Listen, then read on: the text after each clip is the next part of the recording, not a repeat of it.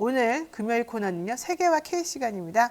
이 시간에는 세계 속의 한국, 우리가 알아야 할 세계 소식을 이야기하는 그런 시간인데요. 오늘 문희정 평론가 그리고 일리아 벨라코프 교수 함께하겠습니다. 두 분 어서 오십시오. 네, 안녕하십니까. 네, 안녕하십니까. 네, 93학번이지만 시대적 그 절박한 호소에 부응하면서 열심히 시위 집회를 다녔던 문희정입니다. 아, 93학번이에요? 93학번입니다. 난 87학번인데? 99학번입니다. 99학번이에요? 와, 완전 세대 차이가, 나랑 세대 차이가 나잖아. 띠동갑이 되는 거예요. 이렇게 되면 12살 차이. 와, 대단한데요. 어쨌든, 또 화기애애하게. 왜 지금 좀 전에 제가 한동훈 비대위원장 92학번입니다. 이 얘기 했더니 지금 문희정 평론가가 나 93이야. 그런데 나는 이런 일을 했어. 이 얘기 지금 하신 거죠? 네, 그렇습니다. 아니, 왜냐면 그 시대에도 저 입학하자마자 굉장히 저 엄청 힘들었어요. 그 시대에. 체류탄, 지랄탄, 사과탄, 온갖 탄을 다 맛본 세대거든요. 저희가. 맞아요. 네. 저희 거리 멀지 않았습니다. 저는요, 집이요, 외대랑 경희대랑 시립대가 다 밀집되어 있는 곳에 있어가지고, 정말 미치는 줄 알았어요. 학교에서도 이거 맞고, 집에 가면서 맞고, 진짜 살 수가 없는 상황이었어요, 그 당시에. 99년도에는 좀 덜하지 않았어요. 러시아는 괜찮지 않습니까? 러시아는 괜찮았어요. 그렇구나. 그러니까 뭐 나름 안 좋았는데 네. 이만큼은 아니었어요. 그렇죠. 우리나라 정말 대한민국 대단하죠. 그렇죠. 예. 대단하다고 얘기를 해야죠. 아니, 예. 체류탄을 맞고도 살아남는 민족이 있냐, 이게 유행이었어요. 우리 때는 얼마나 체류탄이 셌는지. 체류탄을 우리나라가 수출 많이 하거든요. 수출하죠. 예, 하면은 사람들이 그런 데는 어떻게 이걸 사람한테 쏠 수 있냐고. 예. 와, 그러니까 우리는 대단한 사람들이라니까요. 근데 그때 다 잘 맞고 잘 다녔어요. 우리 엄마는 곤봉도 맞았어요, 엉덩이.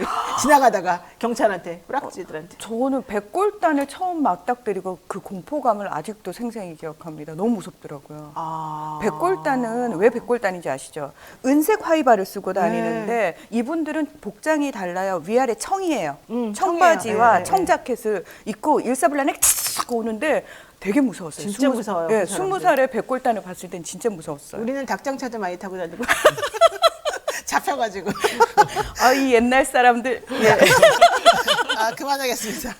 자, 요 얘기 좀 해볼게요. 한국축구협회 이야기 안 해볼 수가 없습니다. 아시안컵 준결승 앞두고 우리 선수들이 몸싸움 벌이다가 부상당했다는 사실이 우리는 다 창피스럽지만 얘기됐는데 영국 매체 더 선에서 보도가 나왔어요. 손흥민 선수, 이강인 선수에 대한 질타성 기사들도 좀 많이 나오긴 했는데 요게 이제 우리나라 언론이 왜 이 두 선수들에 대해서 특히 이강인 선수에 대해서 그렇게 정말로 무슨 조리돌림하듯이 그렇게 하느냐 이제 이런 얘기도 사실은 보도 윤리상 문제가 됐었었고요. 클린스만은 도대체 뭐 하냐? 이 사람은 무슨 책임감을 가지고 이 세상을 사냐? 이게 있었단 말이죠. 그런데 독일의 시사주간지 슈피겔? 네, 슈피겔. 굉장히 유명하죠. 네, 슈피겔하고 클린스만이 인터뷰하면서 이 감독이 된 과정에 대한 비하인드 털어놨던 여기가 또 같이 회자가 되면서 좀 있었던 것 같아요. 한번 얘기 좀 해주시죠. 네, 자 슈피겔 하면은 진짜 대표적인 미국의 독일의 매체인데요. 네, 여기서 클린스만 전 감독이 본인이 어떻게 감독이 됐는지 한국 축구 대표팀 궁금했어요, 솔직히. 그것과 관련해 가지고 얘기를 했어요. 실제로 뭐 2022년 카타르 월드컵 당시에 정 회장을 만났는데 내가 감독 찾고 있어요? 나한테 연락해요라는 식으로 얘기했는데 진짜 연락이 왔다 이런 얘기를 하고 있고 맞아요. 본인은 직접적으로 정 회장과 연락을 하고 지냈다 이런 얘기도 했죠. 이런 얘기뿐만 아니라 왜 이렇게 한국에 안 가냐라고 얘기를 하니까 그 경기장이 있는 연습장이 있는 파주가 북한하고 너무 가까워서 나 싫다 뭐 이런 얘기도 하고 심지어 요즘은 뭐 재택근무 안 하지 않느냐 뭐 이런 얘기까지 했다 뭐 이런 정말 사실 클린스만이 처음에 감독이 될 당시를 여러분이 떠올려 보신다면 모든 축구 팬들이 제가 축구 유튜브를 몇 개를 보는데요. 그 당시에 모든 국민이 다 축구 팬들이 다 조금 축구에 대해서 안다는 사람들은 다 반대했거든요. 이 사람은 절대 안 된다. 그래요. 다들 반대했어요. 다 반대했어요. 그래서 옛날에 2007년인가? 그때 감독한테 쫓겨났잖아요. 외국에서. 그래서 네. 제가 그 당시에 했던 얘기가 아이고 우리나라 대통령 뽑는데 우리 국민들이 이만큼만 관심을 가져주면 참 좋겠다라는 얘기를 자조적으로 할 정도로 너무 관심을 가졌는데 결국은 2008년이네. 예. 밀어붙여가지고 감독이 됐고 아니나 다를까 감독되고 나서 우려했던 상황들이 벌어지지 않았습니까? 그리고 그 우려했던 상황들을 슈피게를 통해서 클린스만이 너무나 해맑다고 표현해야 되나요? 이 말을 해야 되는지 안 해야 되는지 본인이 하는 말이 어떤 영향력을 미칠지 어떤 파급 효과를 가져올지에 대한 생각 없이 줄줄줄줄 다 불었다는 겁니다.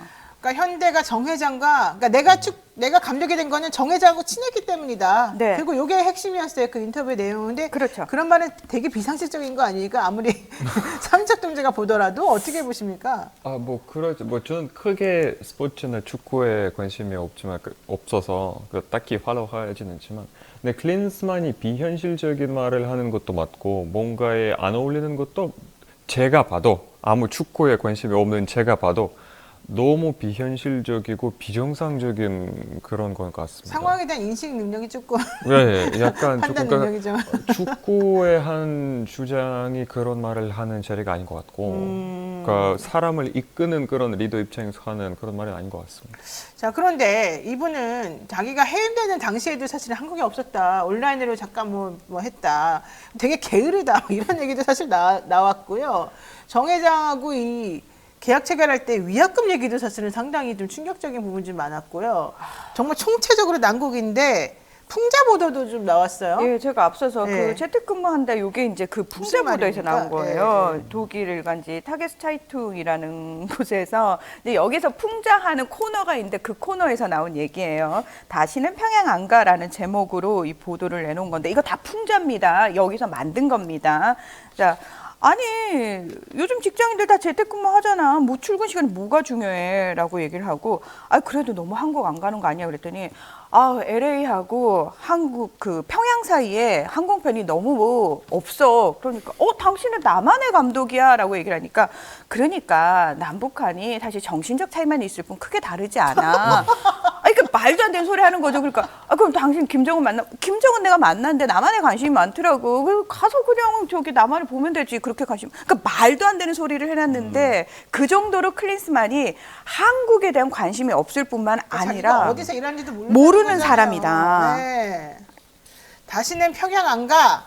이게 이제 가상 인터뷰입니다. 가상 인터뷰. 현실적으로 그 사람이 진짜 풍자. 그랬다는 게 아니라 그렇죠. 일간 타게스 차이통 이건 너무 어려워요. 네, 타스 또는 타츠 이렇게 네, 얘기를 하죠. 타츠라고 그래요. 타츠. 타츠. 네, 타츠라는 곳에서 가상 인터뷰를 했는데 평양하고 독일 간에 미국 로스앤젤레스죠. 항공편이 없다.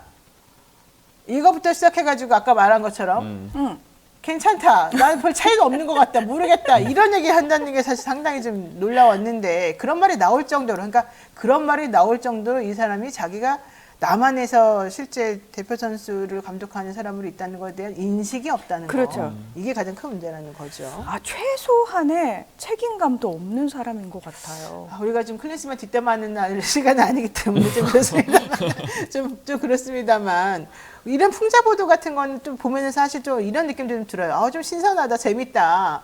뭐 이런 정도는 허용이 되나 보다. 우리는 지금 요즘 거의 입틀막 세상에 살고 있기 때문에 이거 많이 나서면 큰일 나거든요. 어떻게 보십니까? 일단 풍자는 항상 옳다고 제가 생각하고요. 네, 풍자는 좋습니다. 풍자를 네. 많이 했으면 좋겠고요. 네.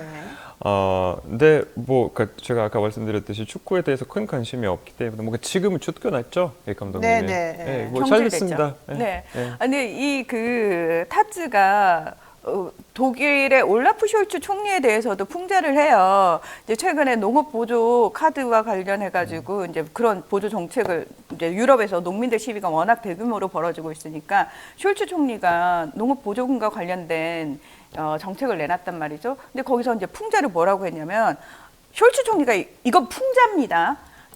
이거 농업 보조금 카드는 당연히 농촌에서만 돼. 도시에 이게 투덜이들이 트랙터 몰고 와가지고 결제하면 안 된다고. 농촌에서만 해야 된다고. 그러니까 현직 총리에 대해서도 아무렇지 않게 이렇게 얘기를 한다는 거죠. 근데 우리나라는 개그의 소재로조차 정치적인 얘기를 못하게 만들어놨어요. 그러니까요. 근데 이렇게까지 사실 우리가 최근에 이 입틀막을 당해본 적이 없어가지고 좀 사실 당황스럽습니다. 갑자기 왜 이렇게 됐는지. 한국에서 좀 사신 지 꽤 되셨잖아요. 그렇죠. 최근에는 그러니까 초창기 오셨을 때는 좀 그랬을 수 있겠습니다만 최근에는 그런 느낌이 좀 없지 않았어요? 이 보도가? 많이 바뀌었어요. 그러니까 많이 바뀌었어요? 저도 처음에 왔을 때도 네. 그런 게 많이 느꼈는데, 그러니까 그 당시 제가 처음에 한국에 왔을 때는 러시아 완전히 개방되고 민주주의적 사회였기 때문에 러시아보다 한국의 정치적인 풍자라든가 그런 개그가 거의 없었다고 느꼈어요. 개인적으로. 근데 되게 좀 충격받으셨겠네. 네, 근데 그 다음에는 조금 풀기 시작했고 지금도 사실은 한 10년 전에 개그 콘서트를 보면 네. 되게 정치적인 얘기를 아무렇지도 않게 맞아요. 되게 재밌게 잘했어요. 네, 오히려. 강도 네. 있게 막 그렇게 세게 하는 편은 너무 놀랐어요. 여전히 유튜브를 보면서. 근데 이번에는 제가 뭔가가 잘못된 길로 걸어간다고 느낌을 받은 게 처음에 거의 뭐 작년인가 재작년인가 누군가의 한 유명한 화가가 어딘가에 영산에서 포스터를 붙여서 뭐 여기 여러분들을 낙서를 해보세요 막 그렇게 했잖아요. 네. 이하 작가님. 예, 예. 그래서 그것부터는 막 그렇게 포스터를 긋고 찢고 흉내 막, 많이, 예, 네. 예. 그러니까 이런 얘기부터 시작한다는 것 자체가. 그 다음에 또, 아이들이 만화책도 사건도 있었죠. 네, 뭐 윤석열차. 예, 윤석열차. 뭐 지금은 여기 또 이제 그 카이스트 사건도 그렇고. 그러니까 이게, 그러니까 뭐 러시아 수준까지는 아니지만, 당연히. 아직은 러시아까지 안 예, 갔어요. 러시아 수준까지는 아니지만 근데 그 방향은 그쪽이에요. 아, 그래요? 굉장히 익숙한 향기가 느껴지시는군요. 그러니까 어쨌든 처음 오셨을 때의 상황이나 최근에 민주주의를 이렇게 실천하는 이 대한민국의 상황하고 비춰보면 정말 최근은 이상하다. 좀 러시아스럽게 변하는 거 아니냐. 자, 러시아 얘기하니까 이 얘기 안 할 수가 없습니다. 푸틴의 대항마, 반정부 인사 알렉세이 나발리 변호사 아닙니까? 예. 현지 시간으로 지난 16일 감옥에서 급살했습니다. 모두들 깜짝 놀랐습니다. 이 사람이 사실 죽을 거라고는 아무도 예상까지는 못했던 것 같은데 왜 갑자기 이 사람이 급사하게 됐으며 근데 시신도 안 돌려주고 그러니까 상황이 뭔지도 잘 모르겠고 경위 설명도 안 하고 시즌 돌려달라 그랬더니 2주 기다려라 막 이런 얘기만 했다고 그러고 일단 사건을 좀 간단히 설명해 주시고 그 상황에 대한 설명 좀 들어보겠습니다. 자, 알렉세이 나발리 뭐 푸틴의 정적이라고 얘기를 하는데 사실은 정적만큼의 존재감은 아니지만 왜냐하면 그 전에 푸틴은 본인에 대해서 비판하는 인물들은 그 사람 기업인이든 정치인이든 다 언론인이든 그냥 다 제거하죠? 죽여버리거든요. 그렇기 때문에 그나마 살아남은 왜 살아남았냐면 서방 국가에서 굉장히 관심을 가지고 의도적으로 키운 인물이라고 볼 수 있어요. 서방 국가가 눈에 불을 켜고 쳐다보고 있기 때문에 푸틴이 지금까지는 조금 죽이는데 시간이 걸렸던 그런 사람인데 기억하시겠지만 몇 년 전에 독극물 사태로 인해 가지고 독일에서 기사 회생을 하신 분이거든요. 그 당시에 다시 러시아로 돌아가면은 집행유예 상황이었기 때문에 다시 100% 체포가 되고 수감이 된다라고 얘기를 했지만 본인 돌아갔고요. 거기서 이제 바로 공항에서 체포가 돼서 구금됐는데 그 당시만 해도 국제사회가 나발리에 대한 관심이 지대했습니다. 그런데 안타깝게도 러시아가 우크라이나를 침공하면서 서방 국가의 관심이 상대적으로 나발리한테 떨어졌습니다. 네, 그게 굉장히 저는 비극의 시작이었다고 생각을 해요. 그러면서 나발리가 서서히 잊혀지면서 중간중간 나발리가 얼마나 그 고통을 받고 있는지 그리고 인권 침해를 받고 있는지에 대한 얘기가 나오기는 했지만 서방 네. 국가가 중점적으로 관심을 못 가진 사이에 지난해 12월에 시베리아의 한 교도소로 이감이 됐어요. 그래서 굉장히 여기는 혹독하기로 유명한 여기는 곳인데 살아나오기도 어렵죠. 사실은. 그렇습니다. 네. 여기를 보냈다고 뭐 최장 30년형을 선고받은 상황에서 그럼에도 불구하고 나발리가 간간히 이제 소식을 전해 오고 있었는데 갑자기 16일 날 사망한 지 2분 만에 교도소 당국에서 사망 사실을 발표를 해요. 2분 만에? 네, 굉장히 이례적이죠. 그러면서 산책까지 잘 했는데 돌아와가지고 갑자기 의식을 잃었어. 의료진이 굉장히 심폐소생술을 열심히 했지만 살리지 못했어. 라고 얘기를 합니다. 자, 서방 국가에서는 바로 즉각적으로 이거 푸틴이 죽였다. 그리고 이 죽음에 대해서 투명하게 공개를 해라. 국제사회가 참여하는 조사단을 허용을 해라. 라고 요구를 하고 있는데 마침 그날 나발리의 부인이 독일 미넨에서 열리는 안보회의에 참석 중이었습니다. 거기서 남편의 죽음 소식을 듣거든요. 네. 러시아 정부는 워낙 거짓말을 많이 하기 때문에 내가 이 사실을 믿을 수 없는데 만약에 내 남편이 죽었다면 이거는 푸틴 그리고 러시아 정부의 잘못이다. 내가 그들을 가만히 두지 않겠다라는 식으로 이야기를 합니다. 그러면서 이제 서방 국가의 관심을 다시 받기 시작하는데 말씀하신 것처럼 어머니가 내 아들의 시신 돌려달라고 얘기를 하니까 우리 지금 조사 중이야. 사인 조사 중이기 때문에 돌려줄 수 없고 6일 만에야 어머니가 아들의 시신을 확인을 했다는 거예요. 네. 확인을 했는데 수사관이 와가지고 비밀스러운 장례식을 강요했다라는 얘기까지 나온 상황이죠. 자, 음모론이 나오는 거예요. 어쨌든 여러 가지로. 왜냐하면 정확하게 밝히고 있지 않기 때문에. 그러니까 CCTV가 또 나왔어요. 러시아 독립 언론사라고 하던데 나발리 시신이 이제 옮겨진 것으로 맞아요. 생각되는. 결과적으로는 푸틴이 죽였다. 근데 푸틴 입장에서는 대통령실에서는 무슨 소리야? 왜 자꾸 나를 건드려? 이제 이런 반응은 나왔더라고요.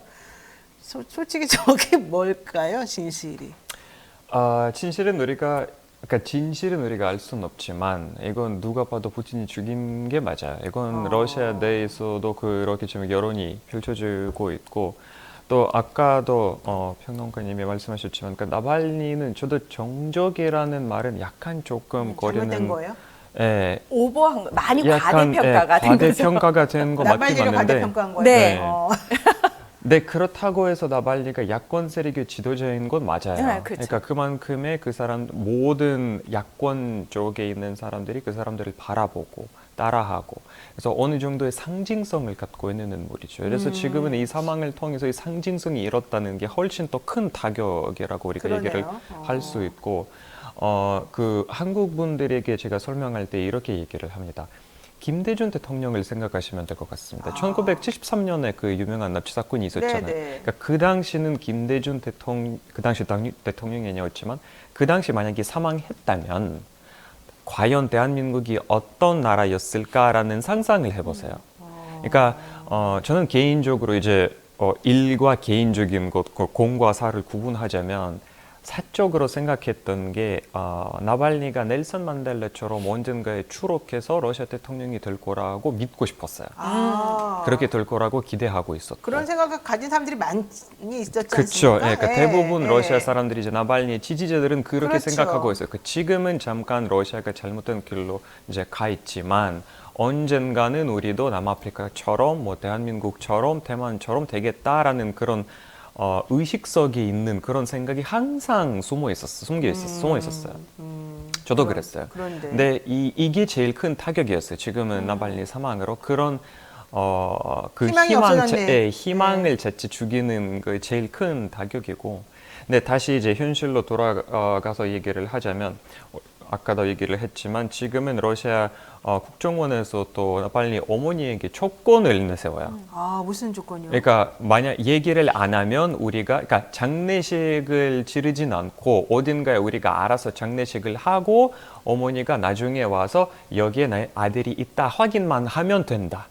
이런 식으로 지금 얘기를 하고 있어요. 근데 어머니가 그거는 너무 말도 안 말이 안 되는 되죠. 어처구니 없는 상황이기 때문에 지금 영상을 찍고 러시아에서는 돌고 있는데 그렇죠. 교도소 영상 그 뒤에 배경으로 해서 맞아요. 네. 막 이렇게 보지고 있는 상황이에요 지금. 그리고 어떻게 끝날지는 아직은 모르겠고. 그렇죠. 근데 이걸로 해서 우리가 사실상 나발니가 그러니까 이것도 어머니가 한 얘기 중에 하나가 실제로 이제 시체를 확인했대요. 근데 실체를 확인하면서 이제 부검 결과를 보여줬대요. 그래서 부검 결과서에서 자연사라고 돼 있었대요. 자연사라고요? 네. 근데 자연사라고 뭐 서류상은 그거는 상관이 없기 때문에 근데 이렇게 장례식을 치르지 않고 시체를 받지 않고 또 그 시체를 받지 않는 이유로 그쪽에서 내세우는 이유가 사람들이 많이 몰릴까봐 영안실로 많은 사람들이 갑자기 들어올까봐 혹은 만약에 공개적으로 장례식장을 치르게 되면 많은 사람들이 추모식을 열릴까봐 이제 그렇게 하지 말라고 지금 어머니를 설득하고 있는 거고 또 예전에 프리고진의 케이스를 예시로 들고 있어요. 프리고진도 마찬가지였잖아요.